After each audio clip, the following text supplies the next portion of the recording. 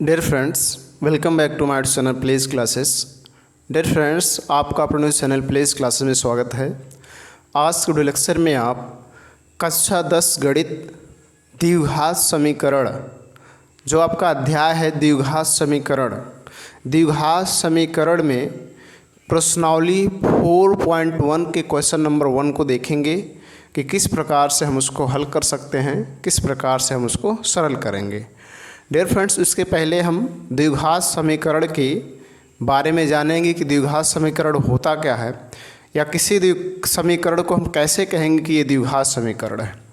तो कोई भी समीकरण हो, यदि उसकी अधिकतम घात 2 है, कोई भी समीकरण हो, उसमें चर देखना है। चर यानी एक्स वाई ए से लेकर जेड तक जितने भी अक्षर होते हैं वो सभी चर होते हैं। A B C D E F G H, इस प्रकार से जेड तक के जितने भी अक्षर हैं सभी चर हैं।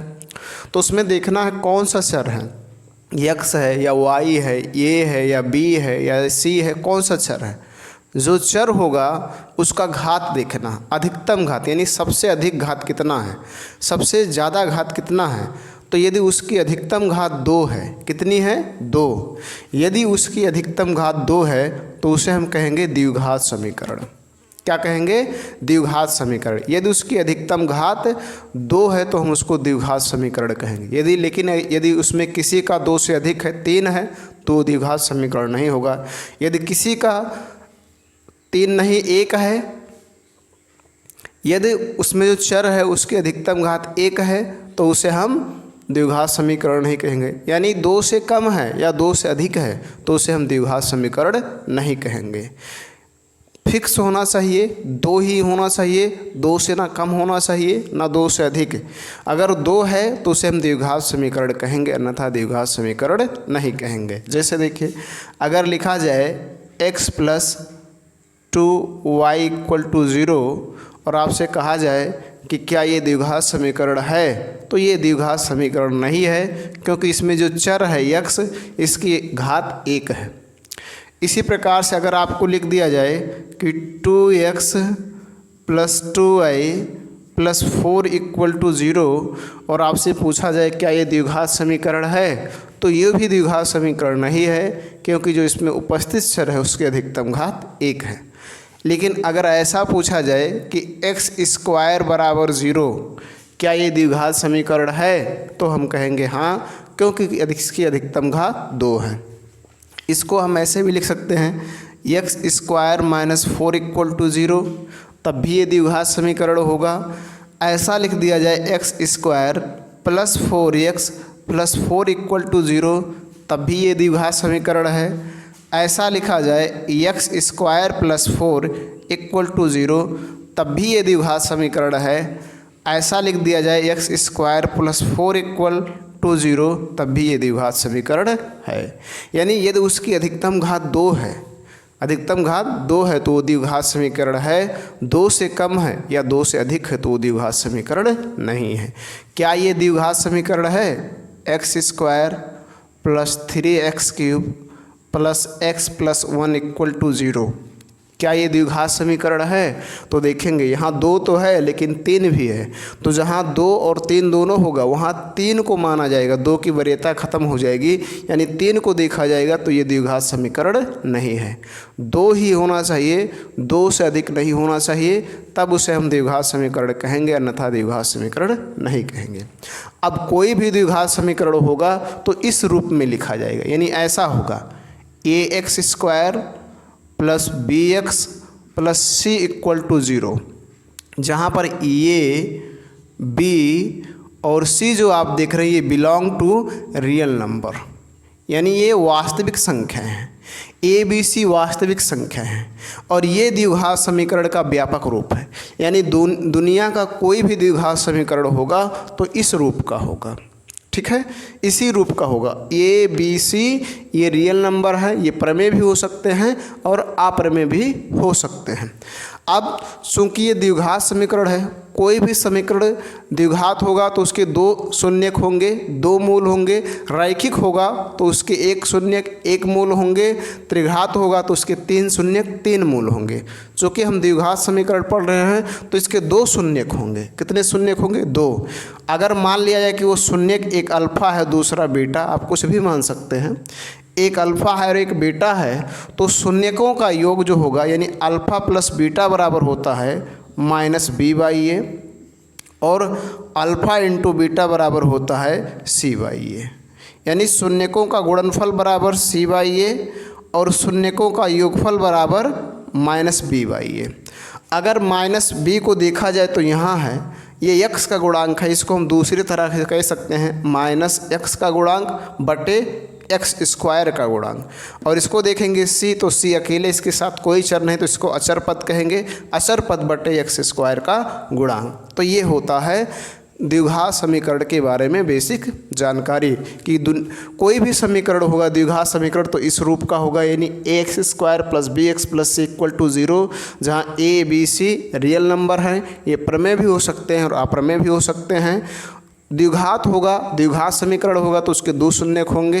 यदि पहला शून्यक अल्फा माना जाए, दूसरा शून्यक बीटा, तो जब अल्फा और बीटा को जोड़ेंगे तो माइनस बी बाई ए का मान आएगा, और अल्फा इंटू बीटा यानी उनका गुणा करोगे तो सी बाई ए आएगा। शून्यकों का योग इतना आएगा और शून्यकों का गुणनफल इतना आएगा। तो इस तरह से हम इनको समझेंगे। आपको समझ में आ गया होगा कि द्विघात समीकरण क्या है। अब डियर फ्रेंड्स, जो पहला क्वेश्चन आपका प्रश्नावली 4.1 का जो पहला क्वेश्चन है उसको देखेंगे कि उस क्वेश्चन में आपको क्या करना है। डियर फ्रेंड्स, आपके सामने प्रश्नावली 4.1 का पहला क्वेश्चन है। जैसे कि आप स्क्रीन पर ऊपर देख पा रहे होंगे, क्या कह रहा है कि जांच कीजिए कि क्या निम्न द्विघात समीकरण हैं। यानी नीचे कुछ समीकरण दिए गए हैं, टोटल 8 समीकरण हैं, और इन समीकरणों को जांच करके ये बताना है कि ये समीकरण द्विघात हैं या नहीं है। तो जैसे कि मैंने अभी आपको बताया कि द्विघात समीकरण तभी होंगे जब उनके अधिकतम घात 2 होंगे। 2 से कम है या 2 से अधिक है तो वो द्विघात समीकरण नहीं है।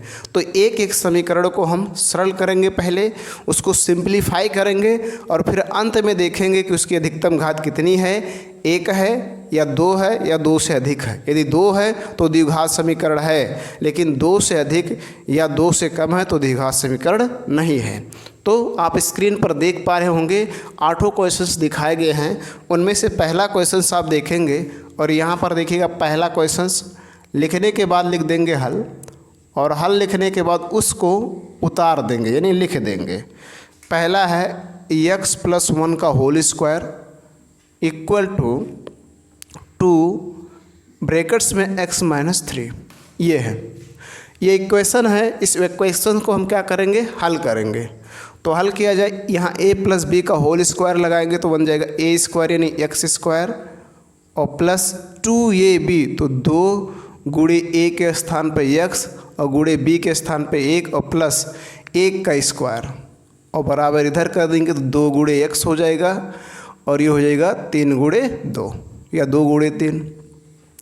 इसको सरल करेंगे तो ये हो जाएगा x² प्लस ये हो जाएगा 2x प्लस 1 का वर्ग 1 ही होगा, और ये हो जाएगा 2x और -3 दूना 6। सबको इधर कर लेते हैं, ठीक है। इधर कर लीजिए तो यहाँ x² प्लस 2x और ये प्लस 2x इधर आएगा तो -2x हो जाएगा, और +1 और ये माइनस इधर आएगा तो प्लस हो जाएगा, 0 इधर बचेगा। आगे समझेंगे x², ये प्लस माइनस सेम है तो इससे कैंसिल हो जाएगा और ये दोनों जुड़ जाएंगे, +7 = 0 आ गया। अब इसको देखेंगे इसकी अधिकतम घात कितनी है, 2 है, तो यहाँ लिख देंगे अतः यह द्विघात समीकरण है। अतः यह द्विघात समीकरण है, ठीक है। अतः यह द्विघात समीकरण है, ठीक। तो इस तरह से आपको क्वेश्चंस को सरल कर लेना है, उसके बाद आपको बताना है कि ये द्विघात समीकरण है या नहीं है। इसी प्रकार से दूसरा क्वेश्चन देखेंगे। अब यहाँ पर नंबर 2 लिखेंगे और नंबर 2 लिखने के बाद दूसरे समीकरण को लिखेंगे। दूसरा आपका है x² - 2x इक्वल टू -2 और फिर उसके बाद है 3 - x। इसको भी सरल करेंगे, सरल किया जाए तो ये हो जाएगा x² -2x और इसको गुणा करेंगे तो माइनस हो जाएगा 3 दूना 6 और माइनस माइनस प्लस हो जाएगा 2x। इधर लाते हैं x² -2x है, ये प्लस इधर आएगा -2x हो जाएगा और ये माइनस इधर आएगा प्लस हो जाएगा, इधर बच जाएगा 0। ठीक है, जब पूरे को पक्षांतर कर लेंगे कोई पद नहीं बचेगा तो 0 लिखा जाएगा। ठीक, आगे समझिएगा x² और ये माइनस जुड़ जाएगा, माइनस आ जाएगा 2 दूना 4x और +6 = 0।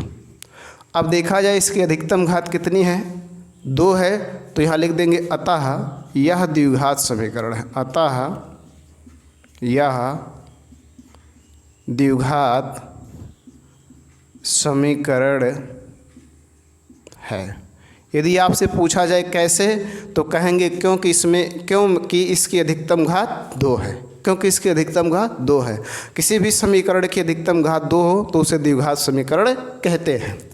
अब उसके बाद देखेंगे क्वेश्चन नंबर 3 को, तो यहाँ 3 डाल देंगे और उसके बाद क्वेश्चन नंबर 3 को लिख लेंगे। तो तीसरा क्वेश्चन से देखेंगे x - 2 और फिर आपका है x + 1 बराबर का है फिर x - 1 और फिर आपका है x + 3।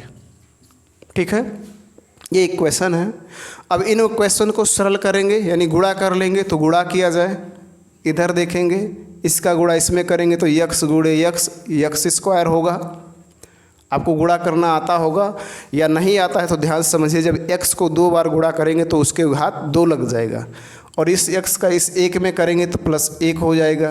अब इस -2 का करें तो -2x हो जाएगा, प्लस माइनस होगा 2। इधर वाले को लिखा जाए तो x × x² हो जाएगा और प्लस आपका 3x हो जाएगा। ठीक है, अब माइनस का करें तो -x और -3 हो जाएगा। इधर देखेंगे इधर x² है बराबर x² है और दोनों का चिन्ह सेम है, तो दोनों का चिन्ह सेम हो और बीच में बराबर लगा हो तो उसको कैंसिल कर सकते हैं, नहीं इसे कट कर देंगे। बाकी जो बचा यहाँ x बचा है और इधर +3x इधर आएगा -3x हो जाएगा। ठीक है, और यहाँ -2x है और फिर इसको चाहे तो एक बार और छोटा करके ला सकते हैं और इधर माइनस वाला प्लस आएगा x हो जाएगा और -2 और +3 इधर = हो जाएगा 0। आगे समझिएगा x सभी समान पद हैं, ये वाला प्लस है ये वाला प्लस है तो प्लस प्लस जुड़ जाएगा हो जाएगा 2x और ये माइनस माइनस जुड़ जाएगा माइनस हो जाएगा 5x और इधर देखेंगे माइनस प्लस घट जाएगा तो +1 बराबर 0 आ गया। यहाँ देखेंगे प्लस माइनस घटेगा, माइनस चिन्ह लगेगा जो बड़ा होगा, 3x + 1 = 0। यहाँ देखेंगे लिखेंगे अतः यह द्विघात समीकरण नहीं है। ये द्विघात समीकरण नहीं है, क्यों? क्योंकि इसकी अधिकतम घात 1 है। द्विघात समीकरण तभी होगा जब उसकी अधिकतम घात 2 हो। 2 से कम है या 2 से अधिक है तो वो द्विघात समीकरण नहीं है। ठीक, अब हम देखेंगे क्वेश्चन नंबर 4 को, तो यहाँ पर लिख देंगे क्वेश्चन नंबर 4, हल डालेंगे और क्वेश्चन 4 को लिख लेंगे। क्वेश्चन 4 है x - 3, उसके बाद 2x + 1 = x × x + 5 ये है। ठीक, इसको सरल करेंगे, हर एक क्वेश्चंस को सरल किया जाएगा, उसके बाद ही आप बता पाएंगे कि ये द्विघात समीकरण है या नहीं है। तो हल किया जाए तो गुणा करेंगे, x यहाँ पर यहाँ 2x तो हो जाएगा 2x² और प्लस हो जाएगा x, यहाँ गुणा करेंगे -3 दूना 6x और -3 हो जाएगा। इसका गुणा कर लेंगे x² और प्लस ये हो जाएगा 5x। इधर देखते हैं 2x² है लिख देंगे और ये x² इधर लाएंगे तो -x² हो जाएगा। माइनस प्लस घटेगा क्या आ जाएगा -5x और ये प्लस इधर आएगा ये भी हो जाएगा -5x और -3 और इधर बच जाएगा 0।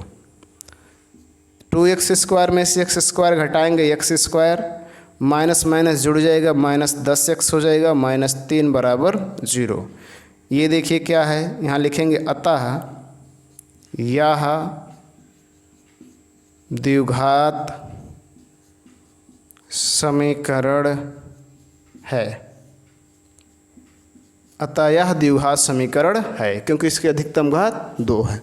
तो इस तरह से आप हर एक इक्वेशंस को सरल करेंगे और सरल करने के बाद जो अंतिम स्टेप में आपका बचेगा उसको देखना है कि उसकी अधिकतम घात 2 है या नहीं है। यदि 2 है तो द्विघात समीकरण है और यदि नहीं है तो द्विघात समीकरण नहीं है। अब इसके बाद हम देखेंगे क्वेश्चन नंबर 5 को। यहाँ डाल देंगे 5, फिर हल डालेंगे और इक्वेशन 5 को लिखेंगे। इक्वेशन 5 है 2x - 1 और उसके बाद है x - 3 इक्वल टू x + 5 और फिर आपका है x - 1। ठीक है, अब इन दोनों को फिर से सरल करेंगे तो इसका गुणा इसमें किया जाए, ये हो जाएगा 2x² और इसमें करेंगे तो -3 दूना 6x, फिर एक का करें तो -x हो जाएगा, ये माइनस गुणे माइनस प्लस हो जाएगा 3 बराबर। इसको कर लिया जाए तो x गुणे x² माइनस x को में x, फिर 5 का करें तो +5x और -5 को 5। ठीक, सरल करते हैं। 2x² इधर है, रहने देते हैं। इस x² को इधर लाते हैं तो -x² हो जाएगा, ये माइनस जुड़ जाएगा, -7x हो जाएगा। ठीक है, और यहाँ पर देखेंगे प्लस आपका 3 आ गया और इधर क्या बच गया, यहाँ माइनस, यहाँ प्लस घट जाएगा, ये हो गया 4x और -5। एक बार और करते हैं। x² में से x² घटाएंगे, 2x² है तो x² हो जाएगा, -7x है, ये प्लस इधर आएगा -4x हो जाएगा और +3 है और ये माइनस इधर आकर प्लस बन जाएगा, 5 बराबर 0 हो गया। आगे देखिए x² माइनस माइनस जुड़ जाएगा, -7 4 11x और प्लस 5 प्लस जुड़ेगा, प्लस आएगा, 5 3 8 बराबर 0। इसका भी देखा जाए तो अधिकतम घात 2 है, यहाँ लिखेंगे अतः यह द्विघात समीकरण है, यह द्विघात समीकरण है। अतः यह द्विघात समीकरण है। तो इस तरह से आप हर एक इक्वेशंस को सरल करेंगे और सरल करने के बाद जो सबसे अंत में आएगा उसका देखेंगे कि यदि उसकी अधिकतम घात 2 है तो वो द्विघात समीकरण है, 2 से अधिक है या 2 से कम है तो द्विघात समीकरण नहीं है। तो आपने 5 क्वेश्चंस को देखा कि किस तरह से हम इसको बता सकते हैं कि द्विघात समीकरण है या नहीं है। इसमें बचे हुए 3 क्वेश्चंस को भी देखेंगे कि ये द्विघात समीकरण है या नहीं है। डियर फ्रेंड्स, आपके सामने 6वां क्वेश्चन है। अब तक आपने 5 क्वेश्चंस को देखा कि ये द्विघात समीकरण है या नहीं है। इस 6वें क्वेश्चंस को भी देखेंगे, सेम काम करना है, पहले इसको सरल करेंगे। तो ये तो ऐसे रहेगा x² + 3x + 1, क्योंकि इसमें हम कोई चेंजिंग नहीं कर सकते हैं। इसमें कर सकते हैं, इसको a - b के होल स्क्वायर पर खोलेंगे तो ये बन जाएगा a² यानी x² - 2a के स्थान पे x है और गुणे b के स्थान पे 2 है, -b² यानी 2 का स्क्वायर। और देखेंगे x² + 3x - 1 और ये हो जाएगा x² -2 दूना 4x -4। दोनों इस समीकरणों में दोनों तरफ देखेंगे तो इधर भी x² है, इधर भी x² है, इसका चिन्ह प्लस है, इसका भी चिन्ह प्लस है और बीच में बराबर का निशान लगा है। तो जब बीच में बराबर हो और दोनों तरफ जो हो सेम हो तो उससे इस तरह से कैंसिल हो जाएगा। तो इधर बचा आपका 3x और ये माइनस इधर आएगा तो प्लस हो जाएगा 4x और इधर -1 और ये माइनस इधर आएगा तो प्लस हो जाएगा 4 इक्वल टू यहाँ हो जाएगा 0। आगे देखिए 3 और 4 हो जाएगा आपका 7x और ये माइनस प्लस घट जाएगा, प्लस हो जाएगा 3 बराबर 0। अब इसकी यदि अधिकतम घात देखी जाए कि अधिकतम घात कितनी है तो 1 है, यानी यह द्विघात समीकरण नहीं है, यह द्विघात समीकरण नहीं है। यह द्विघात समीकरण नहीं है। ठीक है, इसी प्रकार से आप सातवें को भी कर लीजिए, छठवां किए सातवां कर लीजिए, और उसके बाद आठवां। इसमें 8 टोटल क्वेश्चंस हैं। सातवां है, हल डालने के बाद लिखेंगे x+2 का whole cube equal to 2x brackets में x² - 1। सरल करते हैं इसको।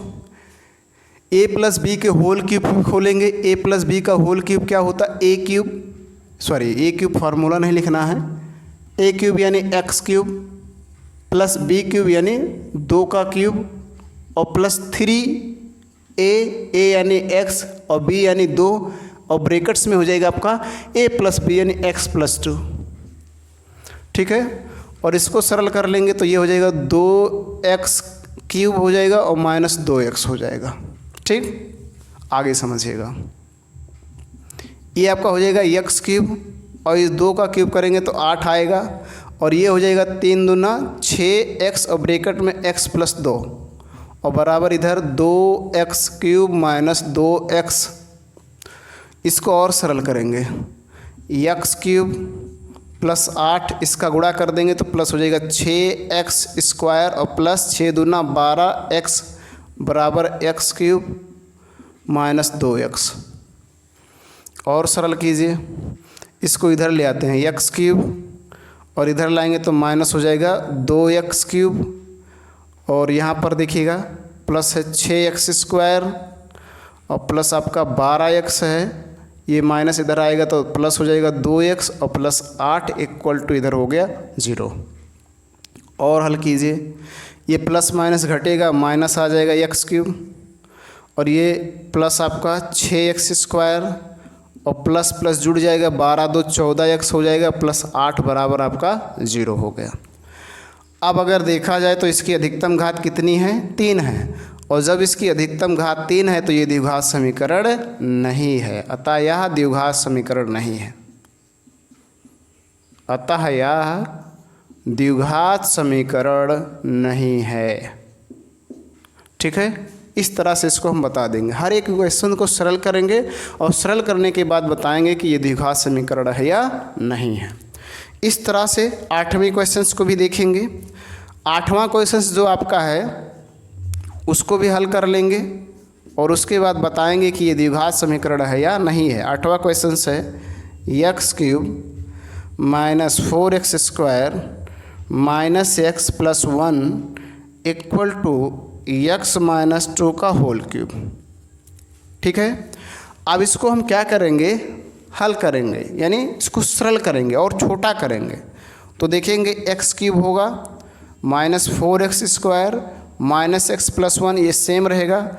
इसको a - b के होल क्यूब पर खोलेंगे तो बन जाएगा a³ यानी x³ -b³ यानी 2 का क्यूब और -3ab यानी a के स्थान पे x और b के स्थान पे 2 और ब्रैकेट में a - b। और इसको हल करेंगे तो बन जाएगा x³ -4x - x+1। ये तो सेम है, जैसे था पहले वैसे भी है, क्योंकि इसमें हम कोई बदलाव नहीं कर सकते हैं। इधर देखेंगे x³ और -2 का क्यूब होगा 8 और माइनस हो जाएगा 3 दूना 6x और ब्रैकेट में हो जाएगा x - 2। और सरल करते हैं, x³ -4x - x+1 और इसको करेंगे तो x³ -8 और ये माइनस हो जाएगा 6x² और ये माइनस प्लस हो जाएगा माइनस गुणे माइनस प्लस 6 दूना 12x। अब इन दोनों इक्वेशंस में देखेंगे तो इधर भी x³ है, इधर भी x³ है। इसका गुणांक दोनों सेम है, यहाँ प्लस और यहाँ प्लस है, बीच में बराबर, तो ये हो जाएंगे कैंसिल। अब इनको सरल कर लेते हैं। ठीक है, यहाँ माइनस माइनस माइनस जुड़ जाएगा, -5x हो जाएगा।